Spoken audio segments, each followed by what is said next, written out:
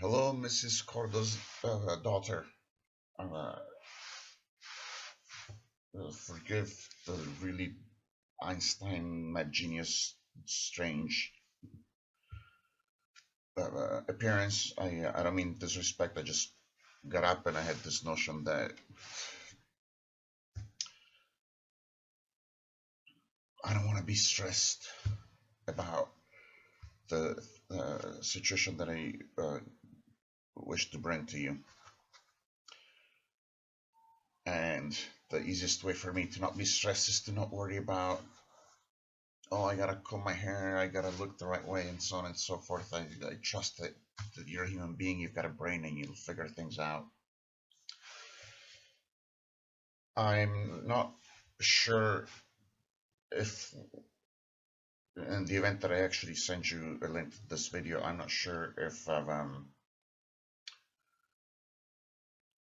you've heard anything about this. So I'm going to give you a nutshell of the situation, and also there's a possibility that I may use this video with other immigration lawyers as well, even though in my mind I'm addressing the daughter of Irina Scordo, because my parents were here last night and they're saying that's who we've got to contact. The situation is that I'm American, but not on paper, and a problem. Possibly, right now, the thing is, the long-term goal is for me to go back and live in the United States. The short-term goal, keeping the long-term goal in mind, the short-term goal is for me to be able to spend some time in the States as soon as possible because my parents are old. They're fairly healthy for their age. They're American citizens. Well, actually, they're dual citizens, American and Italian. I'm sure that your mother is probably. I don't know if you've met them in person, but I remember your mom very well. Beautiful woman, amazing presence, and uh, I'm sure she remembers me very well. And she and my parents are really, really good friends. And we had this brain fight where it's like, dude, we're trying to get opinions from immigration lawyers, and it's like Rina Scordo is and or was the consul of Italy in Denver, and they just told me that her daughter, you, by the way, sorry, they've told me that you're a widow, and I don't know you, but my heart goes out for you, and I hope your ex, your husband is well in heaven, and that he smiles upon your life on earth. But that apparently, I don't know if it was your husband or yourself that are involved with immigration and things of the sort. And it's like, how could we not think about it? And ironically, we had all the time. And then the past 2 weeks uh, anyway, it's like, third, we were in the process of trying to get lawyers' opinions. And it's like, let's get a hold of the Scordos. But the thing is that my parents, while they're relatively healthy for their age, they're pretty old. My dad is 85 years old. It's still, there's he's actually an attractive old gentleman, and the ladies love him when he walks down the street. But let's be honest here, 85 is old. I'm not sure what the latest statistics are as far as, average lifespan. And for all I know, maybe I'll get hit by a Mack truck. And tomorrow or today, and my father will get to live until he's 115. But in terms of, statistically speaking, we are looking at what possibly could be the very, very, very last years of their lives. I don't even know if my dad is going to make it to 90. For all I know, 3 years from now, he might not be around. Like I said, I might get hit by a Mack truck today. But my parents and I, for years, have made huge decisions and mistakes that pivoted around the fact that I want to be close to them most of the time, and most of the time they want to be close to me. And there's some disclaimers and qualifications about that. But the thing is that when I was talking about long term and short term, I'm stuck in Italy because I got deported because I had an overstay on a visa because I had given up my green card because there was a misunderstanding and because I was stupid. But I lived in the States for about a quarter of a century.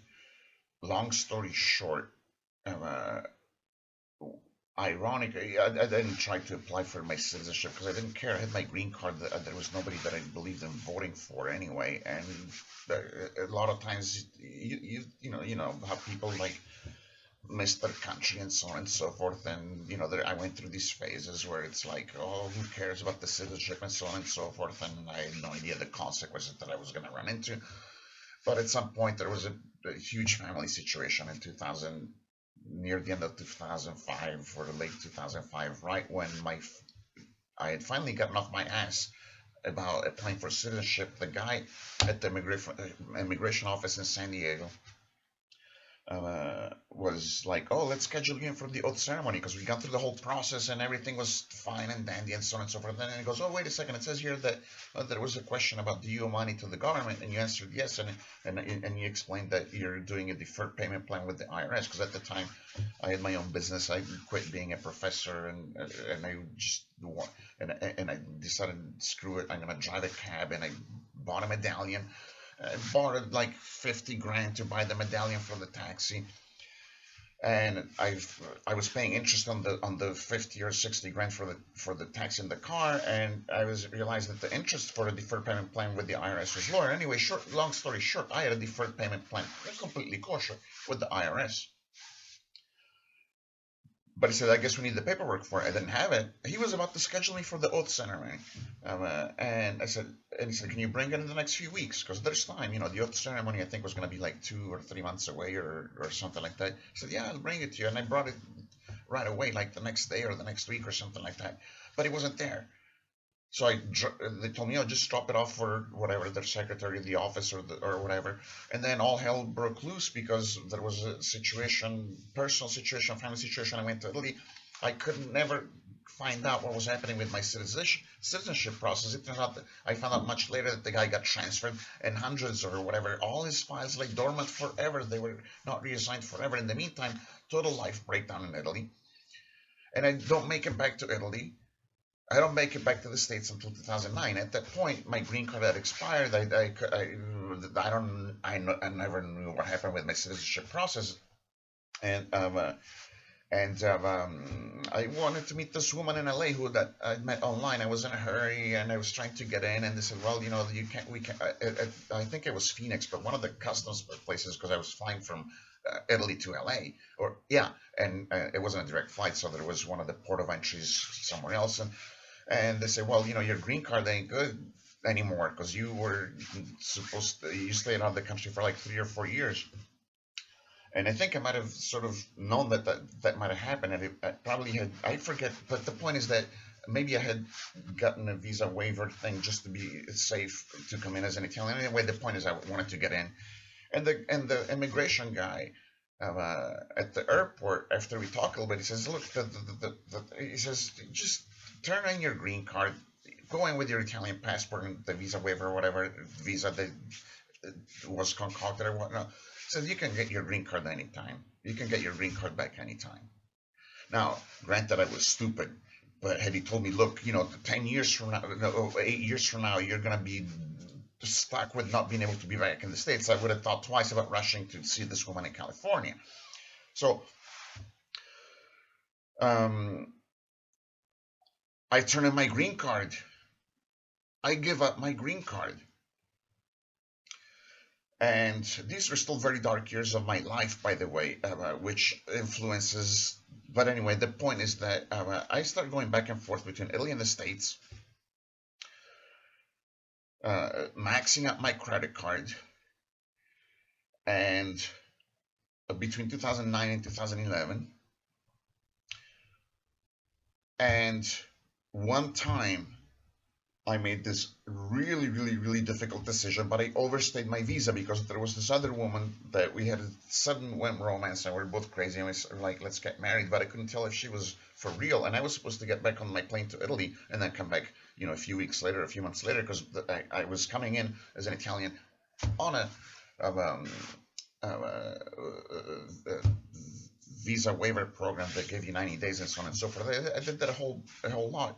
I was supposed to get back on that plane, but I had the hunch that this woman was not telling me the truth.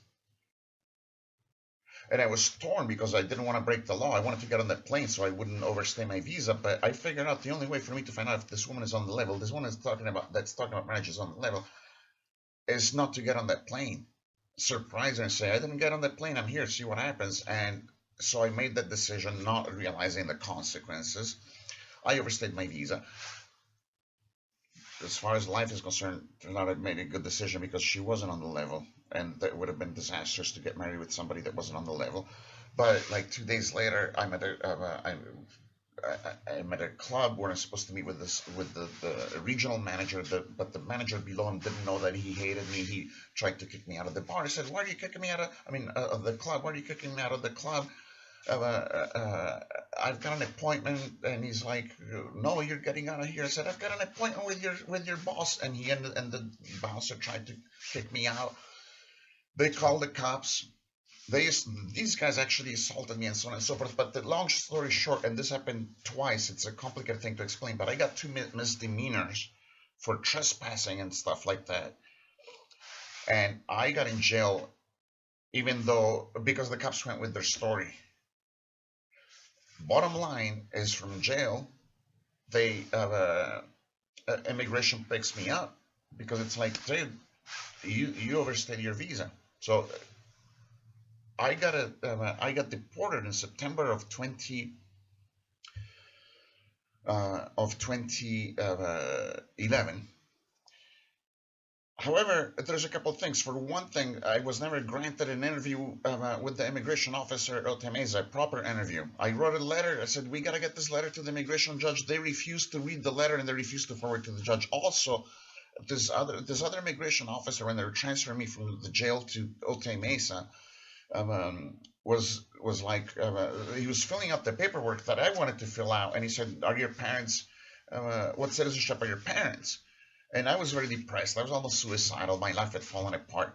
But I said, they're dual citizens. They're American and Italian. He said, well, we're going to write down that they're Italian. I said, wait a second, write down that they're American and Italian.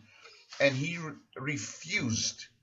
I told him like 3 or 4 times, but it's like there's like 50 Mexicans in the holding place, and he's trying to process everybody. Say, please write down that my parents are American and Italian citizens. They're dual citizens. He wrote down my parents are Italian on the form. Furthermore, hold on a second. Let me get another form. Sorry.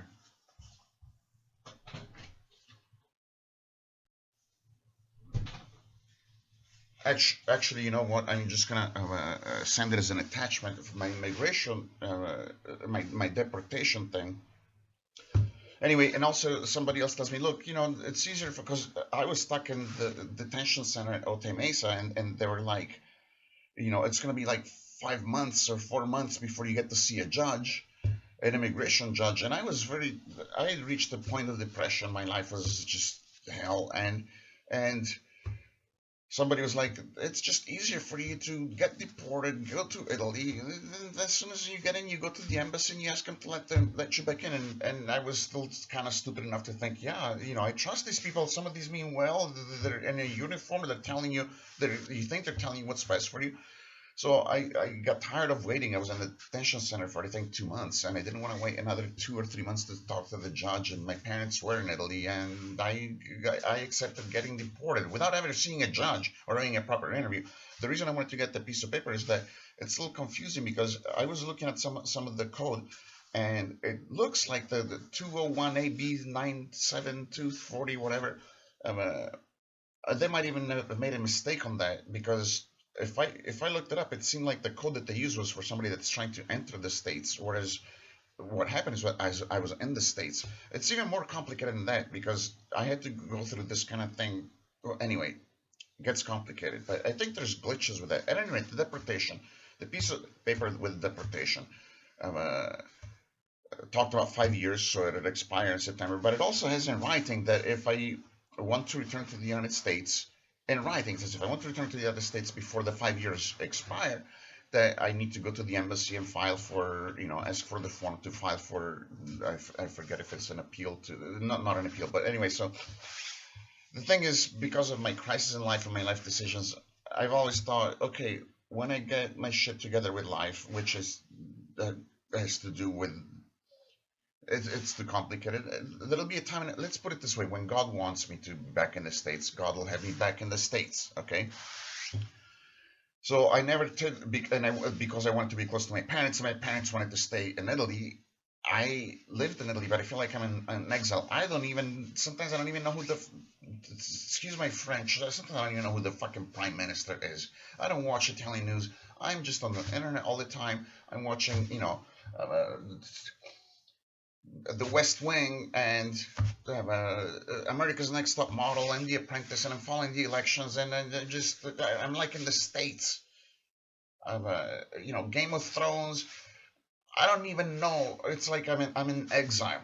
But the point is that I'm close to my parents. But now my parents want to go back to the States, and it seems, and they want to be close to me. And the whole thing, everything that happened ever since 2005 is because I want to be close to my parents. And if my dad is only around 3 years, it seems to me that if an immigration judge or somebody with sense would say, look, you paid your dues. In fact, you didn't even have to wait 5 years.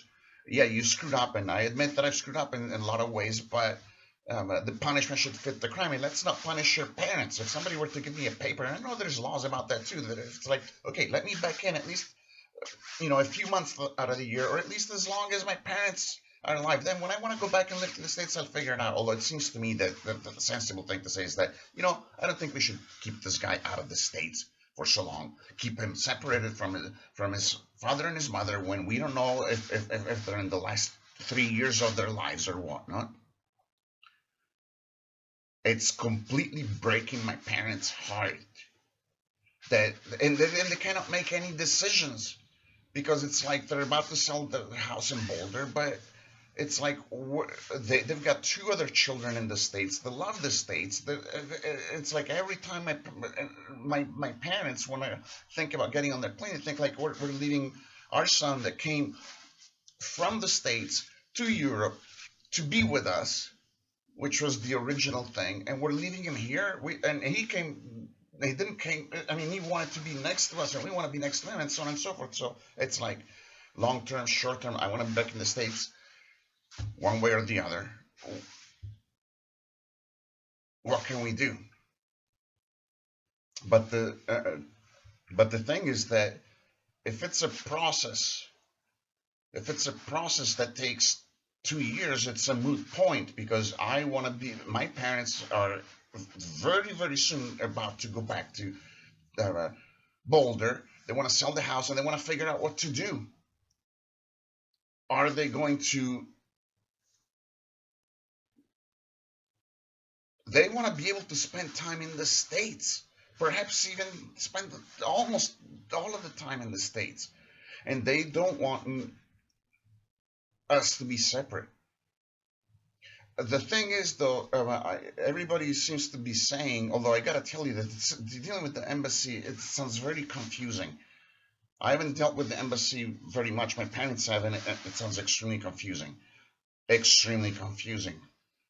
But some of the things that we've been hearing is that if I had a sponsor or an employer that sponsors me, it's kind of complicated to explain. You can tell that I'm weird, but it's kind of complicated to explain. But at this time in my life, I'm not sure that'll be my preferred route. So if there's another way, that'll be best. But at this point, I'm looking at all possibilities. If there's something that you can do, or someone that you can suggest, my brother and I are starting to, research immigration lawyers, and I might be getting some opinions next week. But like I said last night, my parents are like, knock, knock, knock. oh, we want to get in touch with. I think that I think they said your name is Maria Scorda, but I could be mistaken. But we want to get in touch with the Scordas about this, and I was lying in bed and I thought, let me just talk. Sorry, I've taken up 20 minutes of your time, and obviously, if you're a lawyer or if you're, I mean, we were going to compensate you for your time and so on and so forth. So let's just okay. Yeah, basically, here's my sitch, and we'll take it from here. Sorry about talking with so much energy and so fast. And I hope you have a wonderful day and a wonderful life. Thank you.